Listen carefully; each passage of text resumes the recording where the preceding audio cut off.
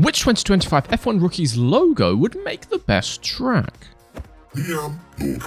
Surely, one of our rookies has to bring something normal to the table. Just a regular piece of graphic design that fits in with the rest of the grid and doesn't look too out of place in the high-class setting of Formula 1.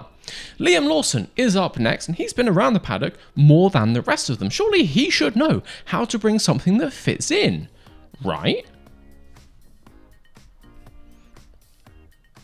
What is this? Okay, no, jokes aside, I do quite like this. I've always been a fan of doing something a bit differently, standing out, and well, this certainly stands out. I'd love to see more drivers going down the route of Lawson or Behrman and doing something more personal with their logo. It is way more interesting than just another set of initials. Now, that being said, I don't love everything about this. I don't love that the entire design has a thick black outline, including this piece of hair, but then this piece of hair doesn't. I don't love the fact that the face is a cartoonish pure white, but then the hair is a very natural blonde colour. It's kind of uncanny. Would have preferred if it was just bright yellow or something. But these issues in mind, it's a thumbs up from me for this logo. But what about this track? As with Behrman's, I've had to lose some of the details of this thing when converting it, but I've kept the overall vibe of the design.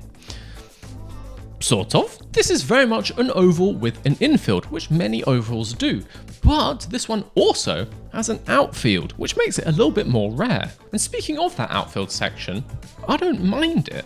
It probably would be better if the apexes for turns 11 through 14 were all a bit closer together to improve the flow as you make your way through here, but it's an interesting idea which gives the track a lot of character.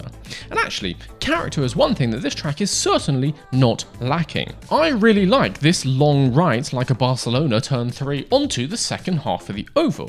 Gives us a nice bit of separation between people on good and bad tyres, or just people with good and bad lines through there, and really spices up the racing. I like that this oval section ends with a big old spoon corner rather than just another chicane.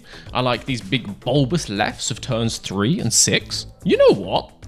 I think I kind of like this track. It is goofy, much like the logo it's based on, but like the logo it's based on, I'm all for it. This might be a controversial placement, but I'm going to put the Lawson Park up into A tier, as I do think we'd get some very interesting racing around here. And on top of that, it's just got pizzazz.